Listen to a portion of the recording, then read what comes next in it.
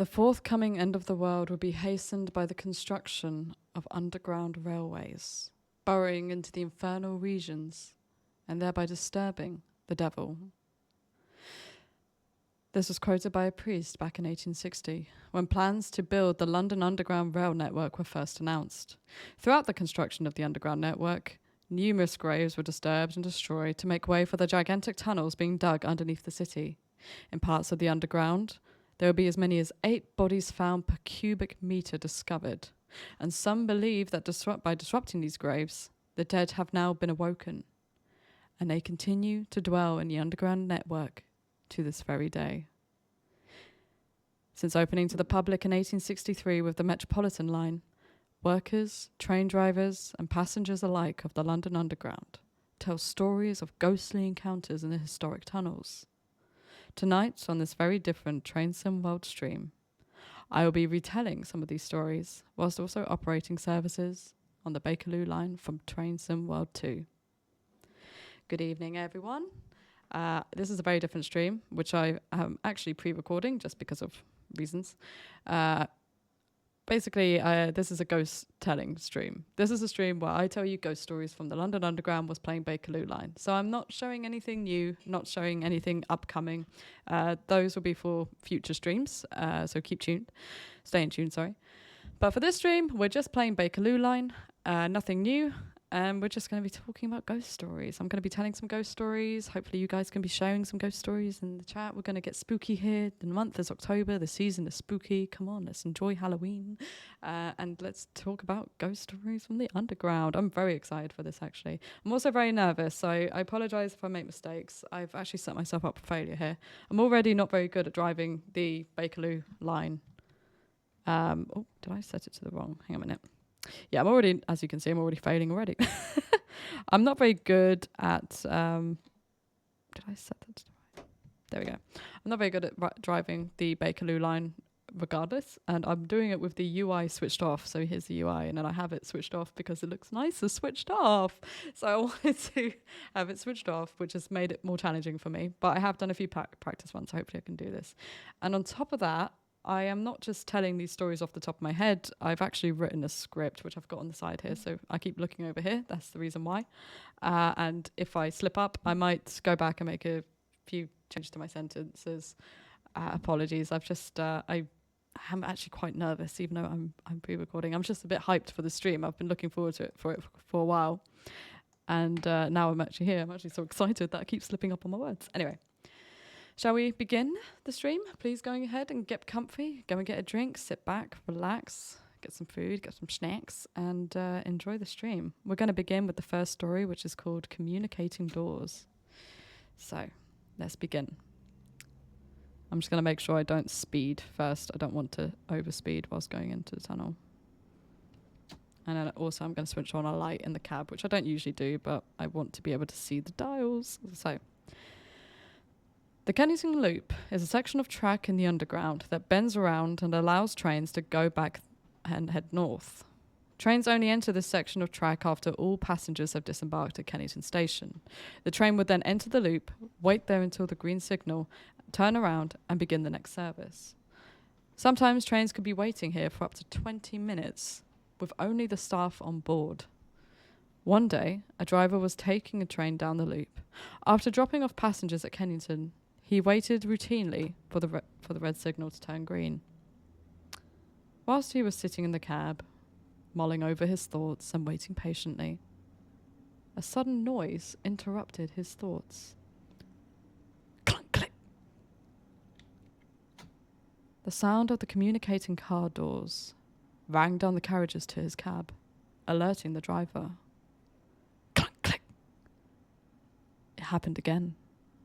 This was bizarre. However, there was a guard on board the train at the time, so it could have just been him.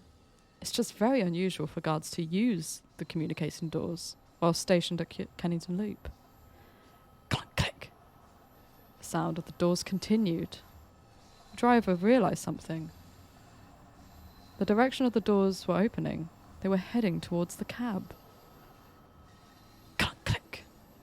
The doors near the cab opened, so the driver decided to get up from his seat to investigate. He opened the cab door, expecting to see the guard on the other side. What he wasn't expecting, though, was the fact that the guard was several carriages down, also looking at the communicating doors and looking confused. The guard was on the opposite side of the train to where the communicating doors had been opening. So who was opening the communicating doors? The light just switched on. That's unusual. Okay. I'll continue. Apologies for this. The two met in the middle and questioned each other about the doors, finding out that neither of them have actually opened the doors. Neither of them touched them at all. So they began to search the train, assuming that a passenger must have been left on board, and they must have been opening the doors.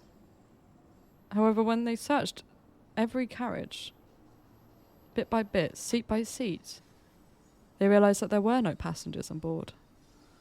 The doors had been opening, but there was no one opening them. They were all alone on the train. Other drivers and guards have reported seeing communicating doors opening by themselves in the Kennington Loop. I'm just going to pause whilst I break it. Apologies. I just don't want to miss this stop. This is something I'm not good at doing, multitasking. Let me repeat that last sentence. Other drivers and guards have reported seeing the communicating doors open by themselves at the Kennington Loop. It is rumoured that a man died at the Kennington Loop, and his spirit still haunts the place to this very day. However, there's no record of this occurring on the loop. There are records of passengers who died in the underground attempting to board from one train to the other, and one of these events did happen at the Kennington station. So there could be a possible link. And that is the end of our first story. I'm hoping that all the passengers have gone on board. I haven't got UI on, so I have no idea. How do I... Could get up from my seat, but then I know that will lift the dead man's handle, and I'm not doing that. Okay, green light. Yep. We're good. We good. I'm just going to accelerate a bit to... Oh, I can go for 20. It's 20 miles here. Nice. I'm not used to relying on the signpost to give me speeding directions. Very nice. I'm so used to UI. Right, just going to scroll down a bit. So the next story is called The Screams of Bethnal Green. Now this is a story that I associate with because my brother used to live in Bethnal Green. I used to use this underground station a lot when I went to visit him. Never saw anything weird though, but this is an interesting one. In 1981, a station foreman was working a routine night shift alone at Bethnal Green station. He began his shift overlooking the closing of the station, making sure all passengers have left and seeing that off all the staff whilst preparing to work the rest of the night shift. Sorry, I'm still nervous. After locking up the station, he sat in the station office by himself. Watching the CCTV, he started working on a bit of paperwork.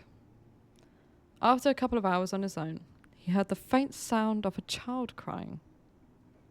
The sound was distant and distorted, so he dismissed it as coming from outside, or possibly an animal, like a fox. However, the sound grew louder and louder, to the point that it can't be ignored. Foreman can now hear multiple cries, as if they were coming from a group of children. Just going to slow down a little bit. The foreman left his office to investigate, but there were no signs of anyone being in the station other than him.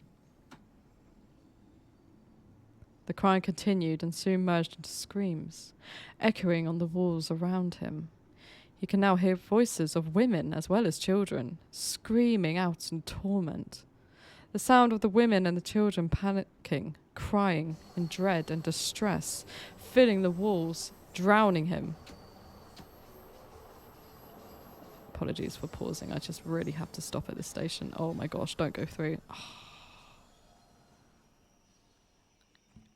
This is something I need to practice. Oh, so close to going over that red signal. The noises were becoming overwhelming. The station foreman had to investigate further. He frantically looked around the station, trying to find the source of the noises. But there was no one. Crippled in fear, the foreman quickly paced back up the stairs away from the office and towards the ticket office, where he spent the rest of his shift. The screaming sounds eventually died out, and once again he was left alone in silence. After that shift, he never worked a night shift at Bethnal Green station ever again. Historic records of the station show an incident that took place during World War II, when civilians were heading into the underground during a bomb raid to take shelter. One person tripped on the stairs, causing a chain reaction of people falling down them, resulting in a massive pile-up in the station, where people were crushed to death. This event was tragic and one of the worst civilian disasters ever to happen during the Second World War. On that day, 173 people died at Bethnal Green Station, and 146 of them were women and children. That's a very creepy story. Very, very creepy story. Very sad story, actually. Very, very sad. So yeah, Bethnal Green Station was one that I went to quite a lot when I went to visit my brother. I had no idea, though, it had that history. There's a really interesting thing, actually, researching these ghost stories, is that you learn a lot about the history of each kind of underground station.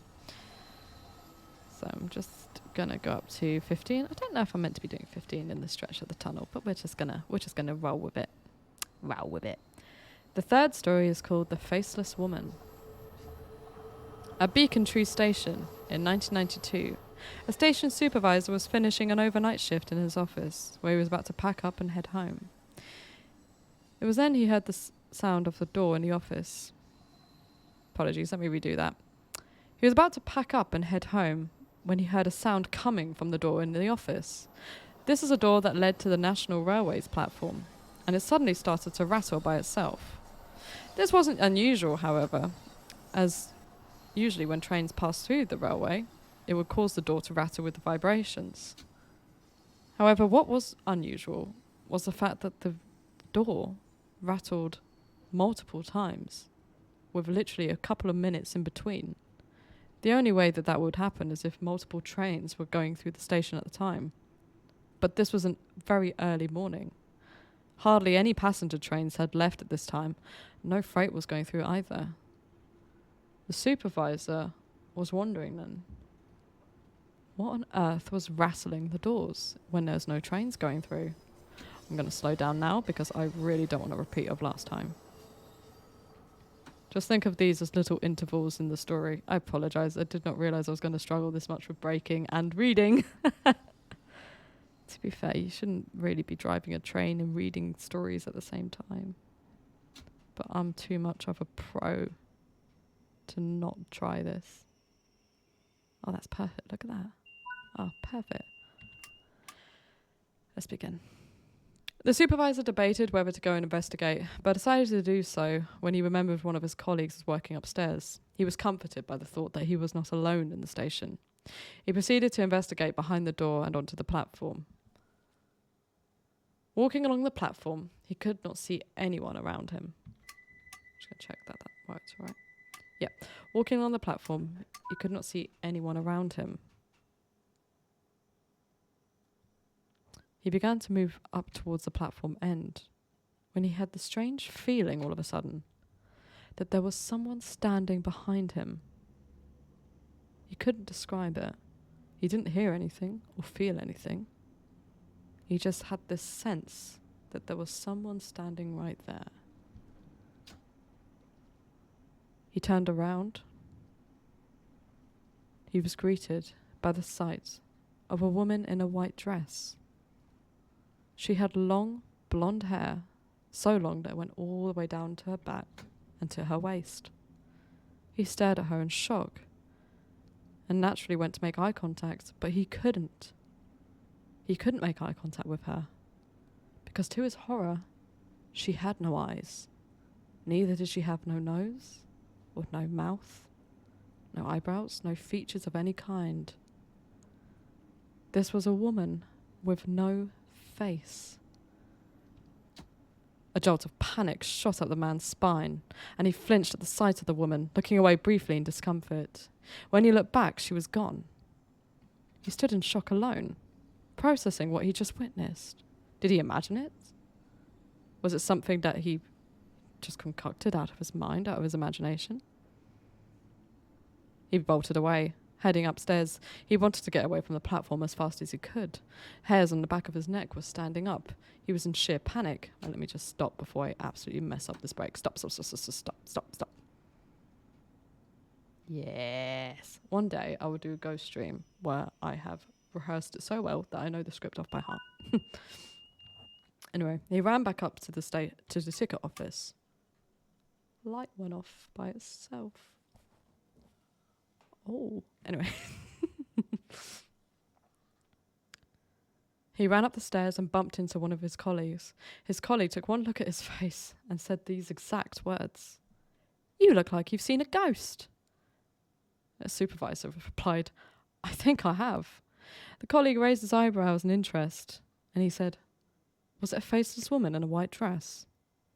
Because I've seen her as well." End of story.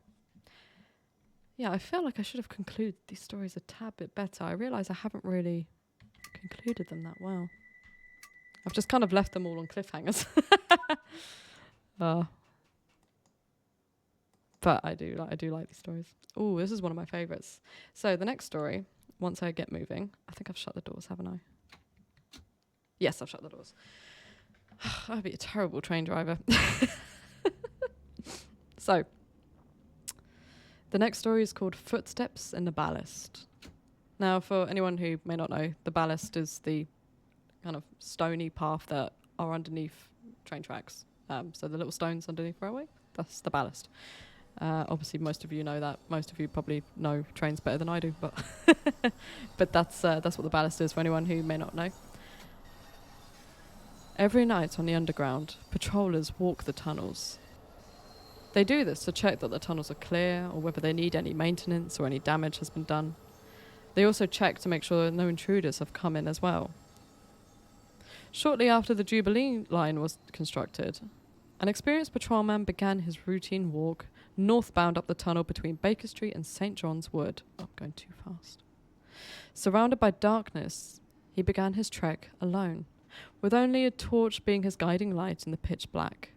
He made sure to walk carefully on top of the uneven ballast. Halfway through the tunnel, he went onto the radio to notify his manager that he was going to take a short break. He then proceeded to move to the side of the tunnel and sat down on the walkway against the wall. I'm just checking out my train stations. I'll put my coast for a little bit. Whilst he was on his break, he was alerted by the sound of something moving in the darkness. Looking around, he pointed his torch in several directions, checking to see if any of his colleagues were walking around the tunnel with him. He couldn't see anything. No matter where he pointed his torch, he was alone in the darkness. But the noise persisted, getting louder and louder. He could make out the sound of stones moving among each other. His first thought was of rats. Pointing the torch down, he shone the torch along the ballast, checking to see if there were any rats running along by his feet. He obviously didn't want to get bitten. There was, however, something that caught his eye. Let's just break. Oh, I've been here. I was here the other day, in real life.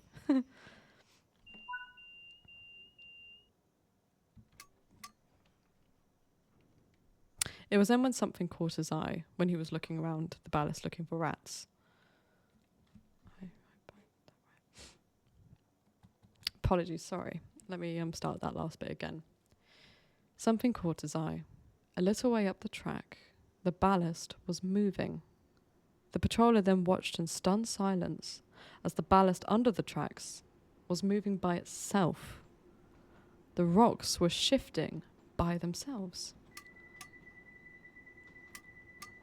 Not only that, but the movement was going along towards him, a few meters away from him. Oh, I did the wrong one. I'm sorry. I always struggle with the stops on this bit. I just struggle with starting and stopping. It should be so easy. I've literally made it so easy for myself and I'm still struggling. I can go up to 20. His mouth hung open as he witnessed the footsteps forming in the ballast, walking along the tracks in the direction he needed to go. He could see the stones sinking into the ground with each footstep being added, as if he was witnessing the invisible man himself walking past him. He watched it walk a few meters away from him until the footsteps stopped suddenly. Once they stopped, the patroller's first thought was to continue up the track, get to the next station, get to light, get to safety. But the thought of heading in the direction he needed to go was slightly intimidating for him, especially after witnessing these footsteps in the ballast. Okay. He needed to proceed anyway to finish his job, keeping a close eye on the ballast as he went along. Later, after his patrol was finished, he met up with his manager at Charing Cross. He looked at the patroller in concern. "You look very white. Are you feeling okay?" he asked. The patroller braced himself as he was about to sound mad. I was braking, I didn't realise. "I know you're not going to believe this, but..." The manager then interrupted him. "Don't tell me. You've seen footsteps in the ballast." From there, the two had a conversation about how other workers in the tunnels have witnessed the same thing. Footsteps in the ballast. Records show that around 5 patrolmen had died in that stretch of tunnel throughout the time of the London Underground. And workers believe that ghosts continue to walk the tracks at night, and you could see their footsteps appear in the ballast. Some people say that they patrol the tunnels because they don't yet realise that they're dead. And that's the end of Footsteps in the Ballast. We are making our way very nicely past a station. I did not recall what station that was, I apologise.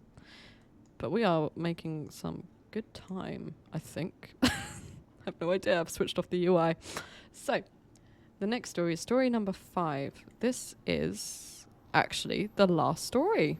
My goodness, it's such a short stream. I should have written more.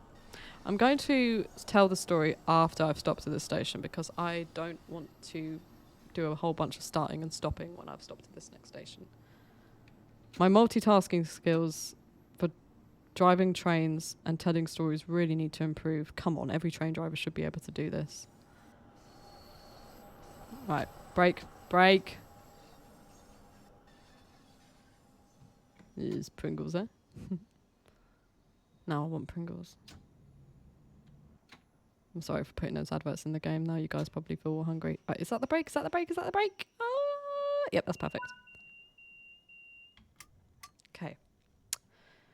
So the next story is called Tilly Lamp. This is the last story because this is actually my favourite story. I think this isn't just my favourite London Underground ghost story. This is my favourite story of all time. Well, favourite ghost story of all time, at least. I'm just going to have a quick drink before I continue. Do you like my Minecraft bottle? Not a sponsorship, but I just really like the bottle. So happy I found that. Okay, I think that's enough time for the passengers to disembark. I am probably like 12 minutes late. I have no idea. I'm not really great with timing. Okay, I'm just going to shut the door. Did I shut the door? Let me quick. I did shut the door. No, I didn't. Did I? Yeah, I did shut. I opened the door, didn't I? Apologies, I want to make sure I've absolutely got... Yeah, all good. Apologies for that. I just had to double check that everything was set up correctly before moving forward. I'm still not used to driving without the UI on. So, story number 5, the Tilly Lamp. It's 20 miles an hour speed limit, that's good. In 1984, a worker in the underground had just been promoted and he had begun manager training. One part of his training was to do tunnel patrols, as he had to experience the job roles of every worker in the station. He was assigned to patrol a section of the tunnel on the Northern Line alone. It's a very simple task. All he had to do was start from one station, walk up the tunnel, and get to the other station, phone his manager and let his manager know he got there. Obviously, this would happen after the railway had closed. He was tasked... Oh, sorry, I read the wrong part there. He began his walk through the tunnel and made it roughly a mile down the track when he found himself in a clearing. Up ahead in the clearing, there was a worker doing maintenance work in the tunnel. The worker was carrying a tilly lamp, an old oil lamp, slightly out of date, really, as underground workers don't use tilly lamps anymore. I need to slow down.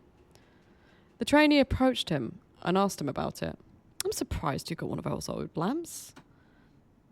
The worker replied, oh, I like this one better. It never lets me down. The trainee then asked him about the clearing, like, well, what is this place? And the patroller replied, saying that this place was South Island Place, a step plate junction between Stockwell and Oval. He explained a little bit about what the junction's used for, and then soon ended the conversation, and the trainee bid his farewells before continuing up the track. He made it to Stockwell Station, where, as he was told by his supervisor, he had to call him and let him know that he got there okay. He went onto the phone with the supervisor and decided to sound a bit clever. He decided to mention South Island Place to show off his knowledge of the tunnel that he learnt from his patrol.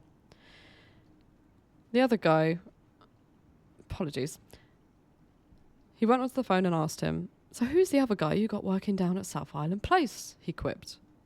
Supervisor replied, what other guy? And he said, I just spoke to a guy up at South Island Place. The supervisor paused briefly before saying, I haven't got anyone booked up there for the night. Are you sure you saw someone? The trainee said, well, yes, I saw someone up there. I just spoke to him. I'm just going to stop the train quickly. Yeah, come to a nice gentle stop. There you go.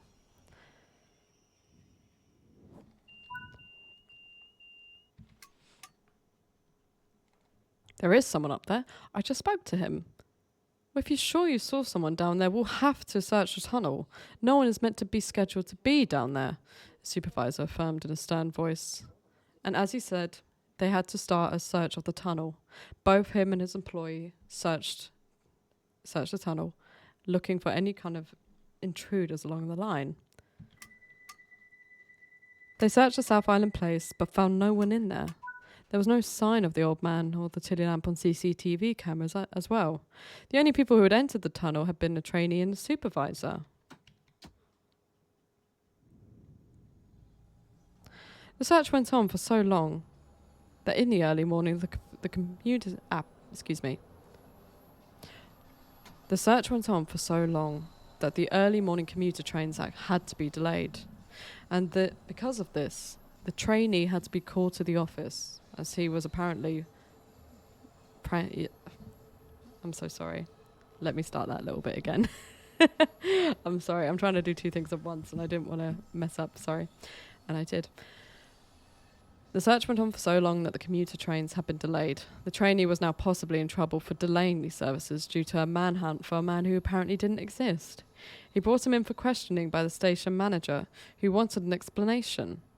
The trainee told the story of the old man with the tilly lamp down at South Island Place. The manager went still for a minute and explained that there were rumours about South Island Place being haunted.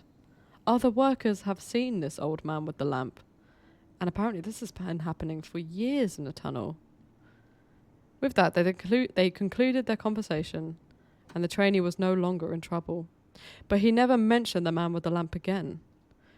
Historic records of the Underground showed that there had been a man killed on the Northern Line back in the 1950s.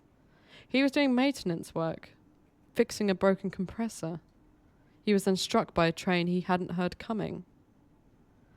The driver of the train reported seeing a man holding a tilly lamp. And that is the end of the story. And that is actually the last ghost story. But there's a couple of urban legends I'd like to list out. The reason why the man with the tilly lamp is my favourite story is because it's a ghost story where someone has had a conversation with a ghost. And again, these are true ghost stories. These actually come from a documentary that I think aired on the BBC years and years ago. I've just kind of dramatised them a bit and dressed them up and rewritten them into this script. I apologise that I stumbled so much on these words. I've struggled with multitasking for this. Hang on a minute. Yeah, it's surprisingly difficult playing and talking at the same time. I'm so used to just doing livery editor streams, I don't really have to worry about that. But anyway. Yeah, the utility lamp story is definitely my favourite story. I really like how he actually had a conversation with a ghost. I personally, I'm not sure whether I believe in ghosts. I don't really believe in ghosts. But I do think there's something odd. Whether they're actually spirits from another world, I don't know. I think hauntings could possibly happen, but I don't know whether it's like literally dead people. Sounds weird. I think ghosts are somehow recordings of historical events that record on their environment. That's my personal thought of what hauntings could be. And sometimes these recordings get played back. It's a bit like with an old VHS tape when you tape over something and then the last thing that you had recorded on there appears like a little bit in a glitch. It can sometimes like appear on what you've recorded newly, and it's basically a ghost of what was on there before. I think it's the same kind of premise. I think somehow ghosts are just recordings from historical events, but not actually walking, talking spirits. But that's just what I personally think. I don't know whether ghosts are real or not. So there's a few urban legends that I will list out because these are actually quite cool, and there's quite a few of them. So one of them is actually about the Bakerloo line. It's quite an interesting one. So apparently there have been passengers that have reported that when travelling northbound on the Bakerloo line on a quiet night, they would sometimes see... Sorry, I got a message from someone. I just need to finish this up quick. They would sometimes see the reflection of someone sitting next to them in the window of the train. But when they look into the seat next to them, there's no one there. So sometimes you might have a little ghostly guest sitting next to you. That's on the Bakerloo line as well. I wonder if we could put that in TSW somehow. That'd be quite funny. In the early 20th century, there was an underground tunnel, which has now been bricked off, linking the London Hospital to Whitechapel Station, Whitechapel being quite near Bethnal Green, I think, so I know Whitechapel as well. It was reported that a train would sometimes operate this tunnel, and its main job would actually to be transporting deceased bodies from the hospital to the wider underground network via Whitechapel Station. And the train that would come down here would only transport dead bodies, and it was nicknamed the Dead Body Train. As aside from the guard and the driver, all the other passengers on board were dead people, which is quite a spooky fact. That's not really a ghost story, but I like that. Factoid is quite interesting. And then finally, in the late 18th century, I just want to stop here. Oh no, don't do that. Okay, now I can do it. So in the late 18th century, there was a woman named Anne Taylor who was murdered near Farringdon stations. And apparently railway workers report that they can hear her screams up to this day. She's been nicknamed the Screaming Spectre. So it's pretty cool. This makes me want to go to these underground stations late at night and look for ghosts, because I would love to see a ghost. I haven't yet seen a ghost, but I have heard a ghost. So one of the reasons why I'm recording this or pre-recording the stream is because I really, really wanted to use the room, but I didn't want to stay here late at night. Well, I say late at night. I didn't want to work late in the office. I live quite far away from the office, so my commute takes quite a while.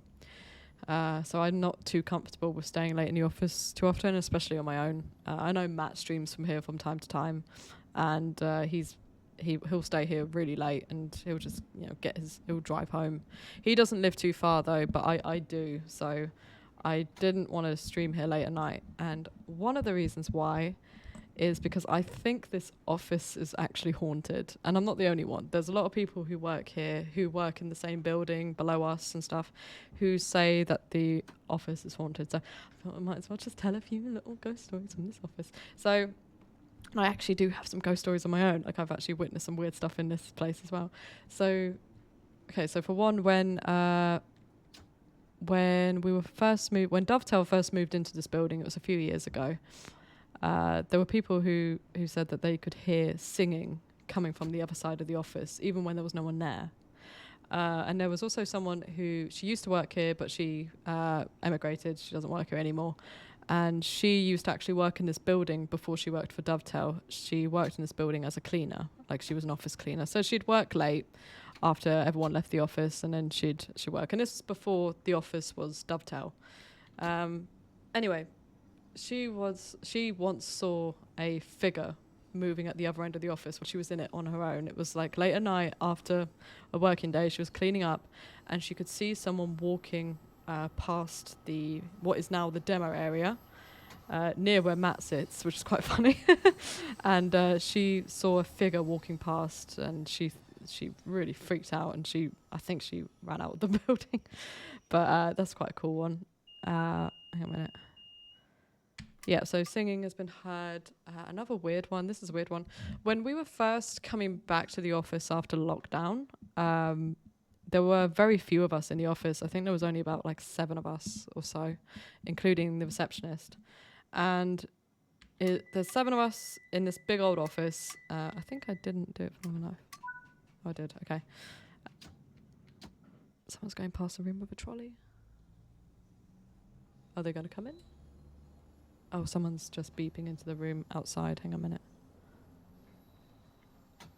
Give it a second. Sorry, there's someone walking past the room. I just want to make sure they don't come in here by accident. So anyway, what was I saying? Yeah, so when we were first coming back from lockdown, there weren't many of us in the office. It was very, very quiet. And there was only like 7 of us. And we'd all just be sitting at our desks working, basically. And we'd get up every so often to get a drink. The receptionist received an email from the office downstairs, directly below us, complaining about the noise. Because apparently we had been stomping around and running up and down the office. And they were complaining that we were just being too noisy for them. They sent a noise complaint. And we said, that's really bizarre because we've been here and no one's been running around. No one's been stomping up and down. Where on earth does that come from? It reminds me a lot of a ghost story that my mum said when my mum used to work in the London hospital, which was actually mentioned in these ghost stories. The London hospital being the one that was connected to the dead body train line. And my mum worked there, and she had the same thing. She would be working on a ward that was really, really quiet, and she'd work the night shift, and then she would bump into one of her colleagues from upstairs or downstairs, and they'd complain that the noise was too loud. They would say that, well, you're making such a loud racket up there. Why are you banging furniture around? She was like, I really wasn't. It's been, quiet up here. So, yeah, I always thought that was quite a similar experience to what happened with us in the office, about how like we've all just been really quiet, and somehow we garnered a noise complaint from downstairs. That's quite funny. But yeah, the kind of 2 ghostly encounters I had, I'm really happy I had these encounters because I like telling ghost stories anyway. But there was I'm just going to wait until I stop at the station before I tell these, because again, apparently I can't stop a train and talk at the same time. Oh my goodness, I was accelerating. I thought I was coasting there. Okay, stop. That'll do. This is lovely and stress-free. So the first story, I used to live really near to the office, so I used to come in really, really early.